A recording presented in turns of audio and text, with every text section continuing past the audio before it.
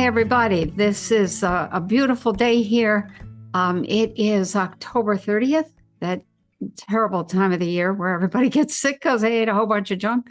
And to help counter that, I have a conversation with Eddie Stone from Touchstone Essentials. And I have two or three, four things that we want to talk about. And I'm not really the world's best promoter at all. I'm not good at this, but I really want people to understand that if you don't have the good health, the supreme good health, you can't hold the consciousness that we're trying to get to as a planet, as a civilization. And this is a good time of the year right now to get ahead of cold and flu season and build up a little bit. Because we all, especially in the north, and even in the south, go down a little bit in the winter. There's a lot of holidays. There's a lot of junk food. There's a lot of parties that take away from your exercise and stuff like that. So welcome, Eddie. Penny, great to be with you and to be able to have this discussion and to connect once again with your audience. Okay, yeah. So can I ask you some questions? Yeah, and I'll do my best. Okay, so one of the questions, and I've had this for actually a long time, fulvic minerals. What does that label mean, fulvic? Fulvic. Why is Yes. that? I don't get that myself. So fulvic is really what you get with decomposing soil or soil that's let's say from a crop or something. We're talking about something that's not occurring overnight, but soil that's essentially decomposing, and it's going back to sort of a native or a natural state.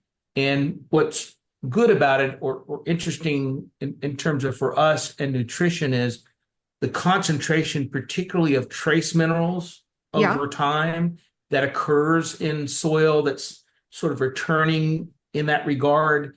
And it also can be the source of some nutrients that you generally just don't find. So for the audience, think of crops or gardening that's really grown in what's called topsoil. We've heard that from back in the day, still discussed today, I should say also.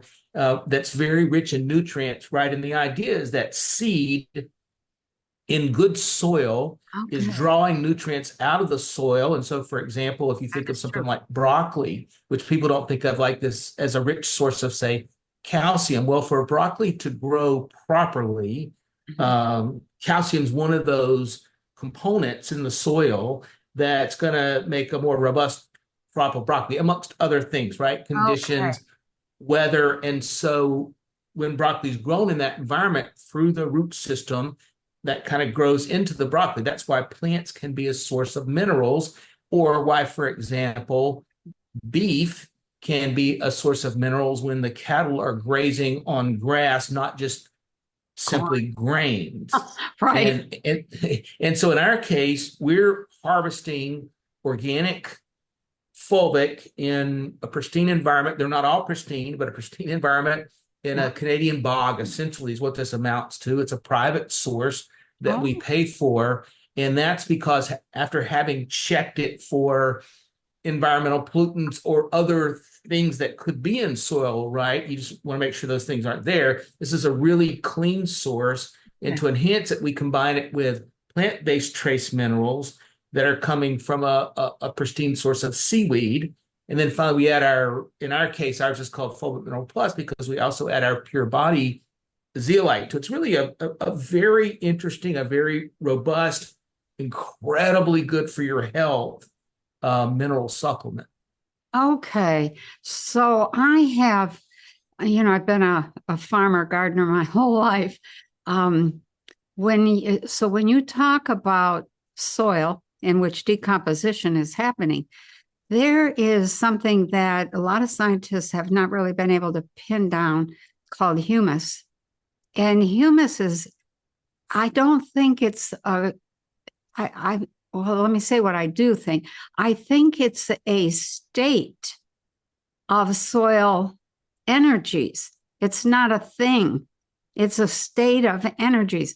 And when you subject seeds and plants to that kind of energetic impact, you get these magnificent results, and you get these extraordinary. I have some friends. I have friends called elves.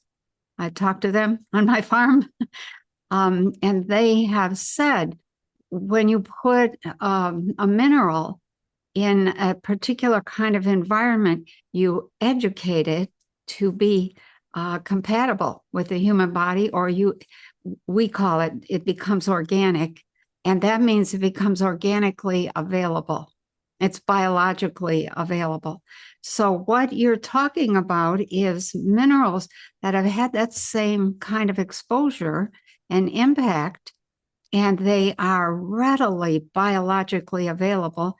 Whereas a lot of stuff people buy at the store and put in, a very small amount actually gets taken up and structured into the body. And then, you can lose those because they're not organic in the sense that they're built right in. They're just placeholders, and sometimes they're irritants as well. They just irritate. So I mean, I'm on board with those descriptions. For example, you don't think of it this way, but minerals that are found in plants generally, like I described, say with broccoli, or you might even think of some of the trace minerals you would find in young grasses, like a barley or an alfalfa, right, as they're metabolized through the plant system, right? The plant's just not drawing them from the soil.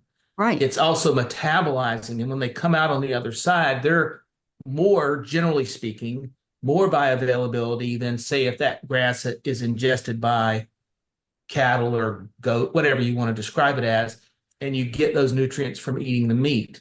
Yep. The minerals are just generally going to be more bioavailable through the plant material. Why all that occurs that way is a question beyond, my capacity, right? My pay grade. I just know this is what the work tells us. And so that's why when you think of soil and soil health, I mean, it is true we can look at soil, and if it's brown and dark, it tends to be a more productive soil from an agricultural standpoint. But a lot of what's being reflected there is the amount of microorganisms that are also found in that soil. And so soil's productivity involves its nutrient denseness and richness. That's why crop rotation, tilling back plant material into the ground is good, instead of just single mono farming and then just sprinkling a few key things on top that grow a pretty plant, maybe a sturdy plant, but not a nutrient dense plant. That's which right. you often find in commercial farming that doesn't have these kinds of rotation practices. And so we think about, when we buy organic, people, oh, you're just trying to buy chemical free. Well, that's true. You want that. And then we also, you want that. And then there's a lot of cases where we believe the research is pretty solid that it's more nutrient rich than conventional. Right. However, setting that aside, you're also trying to buy something that farm can continue to yield through proper rotation and be productive as a part of our agricultural economy. And then those that live on or near that land aren't subject to metric tons of petrochemicals that can affect their health, that water supply, forever chemicals like DDT, which they used in the 70s, which thankfully they don't anymore. So there's an entire thinking of beyond just the sort of esoteric ideas of, say, sustainability, but also just managing human beings' exposures to pollutants and other dynamics. So, wow. Yeah. And you sparked another thought in terms of nutrient density. Let's say that maybe in some cases, we'll use this as an example. Maybe there's not more calcium or not more potassium or not more iron or sodium or whatever, but there's a good amount, and all of the cofactors are present that activate every bit of the calcium or potassium or magnesium, whatever. The cofactors are often the pieces that are missing. And when that happens, it's like getting paid, but not having any stores that will take your money. So Yeah. you can't buy anything. Yeah, that's right. And so, for example, for those that maybe some of your audience, we've had these dialogues they've seen before and they know our line, we're really focused on using whole food nutrition Right. because its bioavailability is just simply improved Yeah. by the very nature of what you're describing. Yeah. Let's take an apple, for example. We know as human beings quite a bit about apples. We know they have a lot of fiber, generally some A, B, and C Yep. nutrients in them. The skin, if I know. grown properly, can provide nutrients. And so apples, we know the adage, an apple a day keeps the doctor away. Well, that's not just because that sounds interesting from the past, but it's also because there's so many nutrients, including fiber in an apple. Having said that, though, we don't know. There are 700 to 900 chemicals or compounds in an apple. We only really pay attention to a dozen to say 2 dozen. And as simple as an apple is, if you think it from a structured standpoint, the complexity of it is such that while we can put a man on the moon or satellites into orbit, we can't make an apple. We don't have that capacity because the spark of life and other things there that are a part of eating what I refer to as live food is critical to just full levels of nutrition. And so nature, while sometimes I think man believes we're on top of it, a little more to it than that, right? And so it's to be appreciated and harvested properly and utilized for good health. Yeah. Yeah. I often think this is not a scientific fact, but this is something that has occurred to me more than once, that all of those other cofactors, coenzymes, all those other pieces not only support what I'm going to call our basic DNA, they nurture what scientists call junk DNA. It's not really junk at all. We need every bit of that. That often what is called junk DNA is supportive frameworks for the DNA to actually work within, and it holds the whole thing together. And so I think, when I look at the amount of I'm going to call it the inability to, how would I say, the ignorance, the lack of understanding about food and what needs to be in it for us, I worry. I fuss, I worry. It's like, and there aren't very many good places to get that kind of nutrition in the density that you guys offer. There's a few places that offer it, but it's not easy to find. And people don't know, is this it? Can I take this? Will this help? It's like almost anything you'll do will help, but some things help a lot more than others. So sticking to that same bioavailable kind of thread, when you talk about dairy, what I see is that lots of people cannot eat dairy anymore. And back 100 years ago, in 1920, if you got tuberculosis, which was the big ogre, it wasn't cancer, it was TB back in the early 1900s.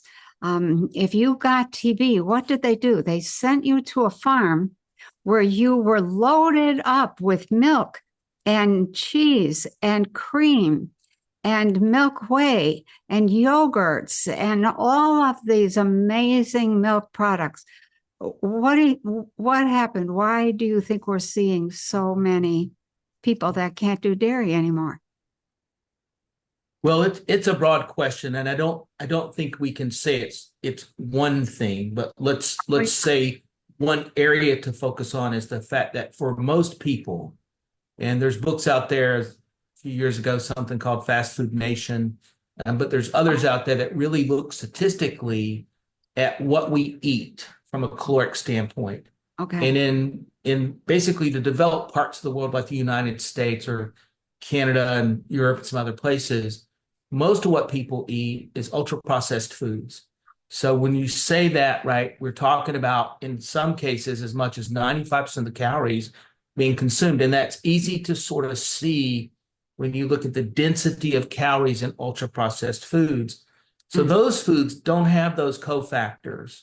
no. And what they largely don't have are the native enzymes you find in food that are killed really through heat and processing that are really needed combined with our own digestive enzymes to properly digest food. What happens is decades, which is what happens, right, from birth on, decades of ultra processed foods, people kind of wear down their digestive systems because their pancreas, other means of producing enzymes is diminished because it's been overworked, like an enlarged heart, which is no longer a good or effective heart or able to keep up. And so your digestive system slows down. Now people start piling on because of chronic heartburn or indigestion, other things, Right. antacids and other. I mean, it's compound the problem, right? It's like adding gasoline to a fire. They're just unaware of it because they got rid of the burning. There's no question that this is playing some role in what we see in gluten intolerance as well as dairy intolerance. We can just go back to we're losing sort of our gear with age to digest things we previously could, in part because we had healthier digestive systems. The other aspect of it is if you look at dairy, and for most people, they'd probably notice the difference in, say, milk versus yogurt and how they feel, how their bodies digest it. It's because when it's pasteurized, you are essentially killing off all of the native enzymes found in the milk. And so now it's totally relying on a body in essentially probably what is a worn out system from decades of ultra processed foods. And so now all those milk sugars, which are really the most challenging part of milk to digest, are the milk sugars. That's why when some people switch to lactose-free would mean most of those milk sugars have been eliminated. And so it's a little easier to work with, but not really for a lot of people. It's still going to be a heck of a lot of gas and bloating and other irritable bowel types of problems. And so they just begin to avoid it. The problem is now they start to narrow down their diet to a mono diet of some sort. Oh, I can't have dairy. I can't have gluten. I can't have all of these things. And so the exposures we need from a nutrient standpoint, we need nutritional variety. We need germ variety to have a healthy immune system. And so you create your own bubble. And gosh, you get outside of that bubble, right? You've got diarrhea. You've got all kinds of skin related issues associated with digestive issues. You've got all of a sudden I've got food allergies. I can't eat this. I can't eat that. I've got a long list. And so you start to denature with heat. And that's not to say heat is bad on everything. There are some grains, for example, if you wanted to eat oat groats, which can be rich in certain nutrients, it requires heat to unlock some of that energy and nutrients. But for the most part, plant materials and dairy and things like that are very vulnerable to heat. And the denaturing means they're more difficult to digest. And it tends to create a chronic problem. Yeah. Yeah. And we go down. I think that's okay. So, yeah, you raised a couple of points in there that I think are really, really valuable. Some foods you need heat to start the breakdown process, make it easier to digest so you can get those nutrients. Others you destroy. And there goes an enzyme is a living factor and it starts dying at 117 degrees. I think it's basically ineffective. And we cook our food. People fry the heck out of stuff. They overheat, overcook, oversteam. I've seen food that I thought, oh my God, I wouldn't give that to my dog. But I don't think we know how to cook anymore either. And so the whole issue of food and getting nutrition is getting harder and harder for people to figure out, what do I do? What do I do? And I think that's really why, people like you are doing things to help make that easier. a lot easier. You talk about we don't know how to cook anymore. Yeah, There are challenges with it. One is yeah, we really live in this go, go, go I know. demanding society, right? And so food availability and prep is really often based on speed and convenience. And who am I to criticize that, right? You're a family where Yeah, both parents are working and there's just limited time. They're trying to satisfy their children's and yeah, make the best decisions they can. And so most people pulling through a drive-through window and having something pass through a styrofoam container are not under any illusion about the nutrition of this, right? It's simply satisfying that's right. calorically for the moment. But these are habits that develop. And so we expect food, right? People stand in front of microwave ovens and say, come on, come on, come on, come on, right? Think about that. Where when I grew up, now this was a luxury because as I grew up, my mother didn't work. We weren't wealthy people. It just wasn't common. There. And so mom spent hours cooking, right? Which just doesn't seem like that's available today. And I fully get it. But when you have time to slow prepare food Hmm. or go shopping that day, the other aspect is that people want to buy food that's not very perishable to limit the number of times they go to the grocery. That's And right. so you need to buy food that will perish if you're trying to optimize health and nutrition. But I know, I mean, Yep. inflation, it's an expensive world. I mean, I get it. Someone the other day, we have a greens drink, super green juice. It tastes good. It's got all the right nutrients. It's been slow or cool processed. And they said, hey, I'm going to recreate one of these, right, with the same ingredients. Well, about $17 for a serving, right? People can't do that. I mean, I say that. People can do that. Very few people can afford that. And so I get these dynamics. And so we all have to sort of try to make these decisions on convenience, availability, and time. The more time you can spend preparing your food and creating a social Yep. fabric for you and your family around it, the more you'll get from that food. Right. At the same time, people got texts going off on their wristwatch, right? Their Apple Watch, and they're standing in Yeah. front of the microwave going, "Go, go, go! I don't have any time." And so it's not just fast food nation; it's fast food lifestyle, right? And it works against us. Yeah, that's really true. We do need to slow down. For those people out there listening, I give you permission to slow down in case it matters from me. Yeah. Okay, those are such good points. We don't cook anymore, and we need to. I do. I even make my own bread, but not very many people do that. So yeah. Okay, so I have another question. This is a total change of direction. This is about zeolite. Have you had any reports from people taking zeolite who say, "Oh, it caused a flare up of my I don't know, let me make up something.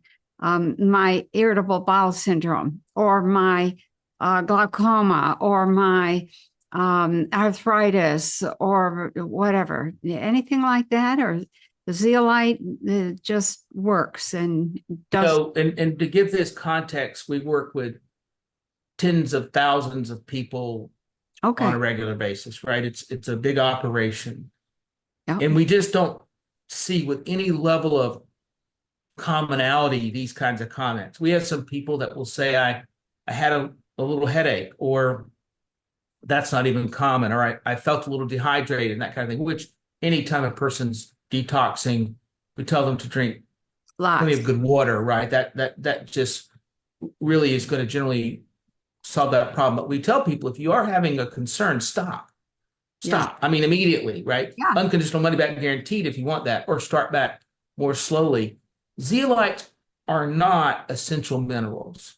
They won't stay in your body. I mean, this is one reason why the FDA grants them GRAS status, or they grant up to like GRAS status, which is generally recognized as safe. There are no known contraindications.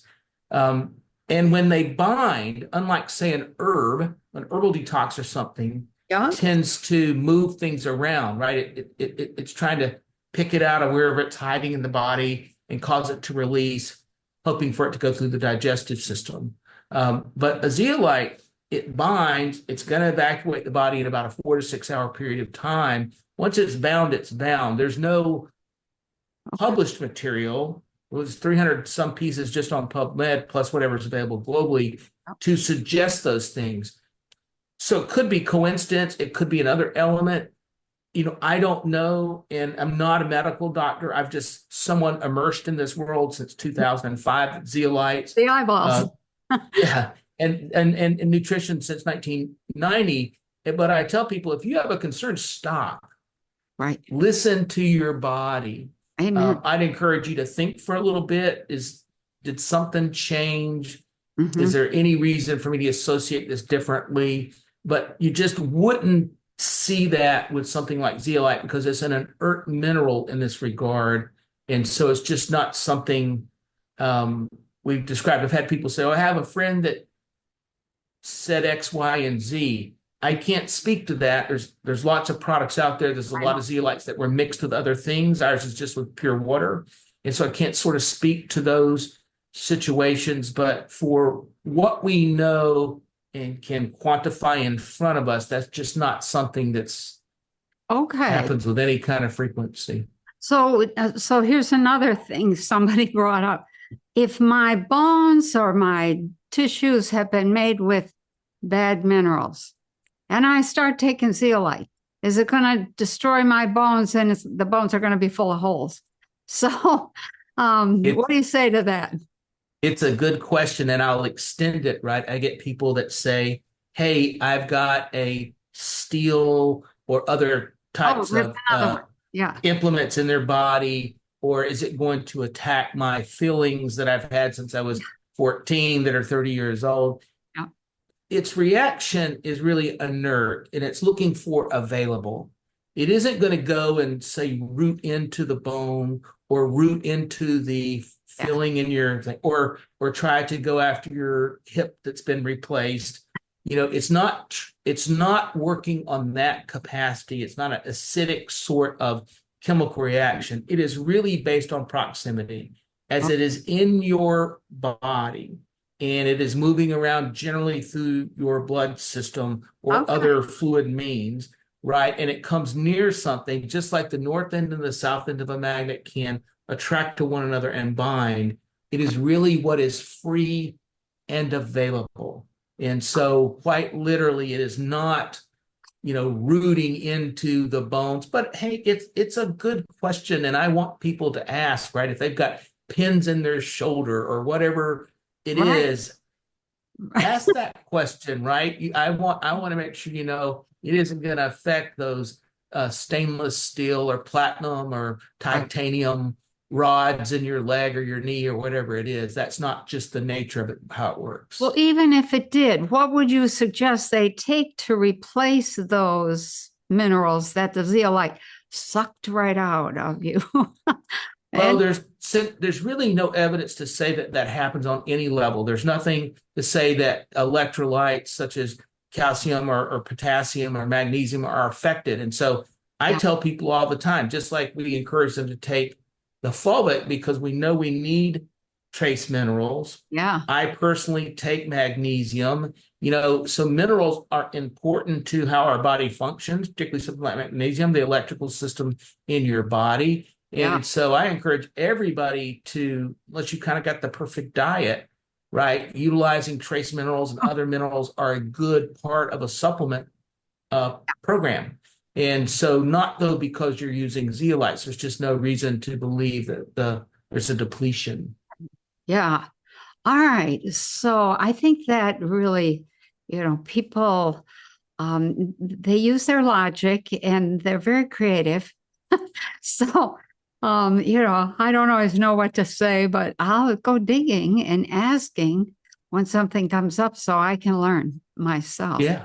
But I think that we are entering into what is this, 4 years now of intense stress, incredible stress. And what happens during periods of stress is that your nutritional uptake slows dramatically, sometimes comes to a stop. And in order for you to not go down, it's really important to have up to 4 times as much nutrition available so that when your body does happen to relax and you are in uptake mode, it's there. It's there and waiting for you to incorporate that into your cells and tissues. And I think right now we need nutrition to an extraordinary degree. And there's no two ways about that. Otherwise, research shows that after about 1.5 to 2 years of intense stress, people start dropping like flies. And we need everybody. We need everybody who's here. So, and that also, a high nutritional state allows you to be a high consciousness person. And you're not knocked off balance with every little thing that happens. And we are a population that is pretty vulnerable right now. So I would encourage everybody, and I do all the time. Okay, guys, it's time for aminos, get some minerals, get some multiple vitamins, take whatever extras you need to make up for some condition that's happening, but don't skip the basics. So actually, what sorts of deals do we have at this point in time? Do we have some promotions going? Yeah, well, I know, one of the things we talked about and right now as a company, one of the things we recognize is you're correct on the amount of stress, right? Going back to 2020 and yeah, I mean, we might even argue before then, but we are definitely a stressed population, whether you have one favorite candidate or the other. It's just everybody's got this stress they're living with. And I don't think it gets better with time. It's just sort of this nature of this moment we live in. And here we are about to go into the cough, cold, and flu season. Let's add that. If you think about if you're somewhere in the Northeast or where it gets cooler, don't get to exercise probably as much because it's less convenient to go outside. There's many more social dynamics going on. You're likely to eat more, drink more, invest less in health because, hey, it's Thanksgiving or it's whatever holiday, you're celebrating. And so we believe deeply that detox is important because if you can get the bad stuff out, the immune system has a better chance of functioning the way we believe it should. And the Zeolites we work with are very complimentary. So we've got our Pure Body Regular as well as our Pure Body Extra Strength. Pure Body Regular is your gut detox. Pure Body Extra Strength, it's a cellular detox. It's a great combination. We call it a Zeolite Detox Pack. And we're going to make that available here for the next, I think it's 7 days to your audience for $25 on our special. If they don't like it, they can return it for their money back or cancel a subscription. It's very easy to do. But that's a product set that sells for $100+ normally. So it's a great, it's great value with no shipping. Yeah, that's a great deal. Oh my. Okay. All right. You have some, I think it's called green superfood. Is that correct? Super green juice, 44 different USD organic, cold processed ingredients. Yeah. Tastes good too. I know. I have added that to a smoothie when I didn't have much else to put in it and thought, wow, this is all I need, really. So, that is available. Guys, get something to boost your nutrition and boost your intake. The change in your own energy, the outlook that you can develop instead of being all depressed and worried, all of that kind of fades. It just fades to the background. So, so we have a deal going for the next week or so. Take advantage of that deal. It makes absolutely difference in the world. Yeah. Yeah. Well, thank you, Eddie. I won't keep you because I have another thing that I have to do immediately. But you're a busy woman, but I appreciate the chance to talk and to connect once again with your audience. Yeah, they are wonderful, I think. Yes, they are. Really good people. So, We okay, we refer to them as good customers. there you go. All customers have redeeming qualities, but some are just better than others. Okay. All right, I agree. All right. Okay, Thanks, thank you so Penny. much. Take care. Bye. Bye-bye.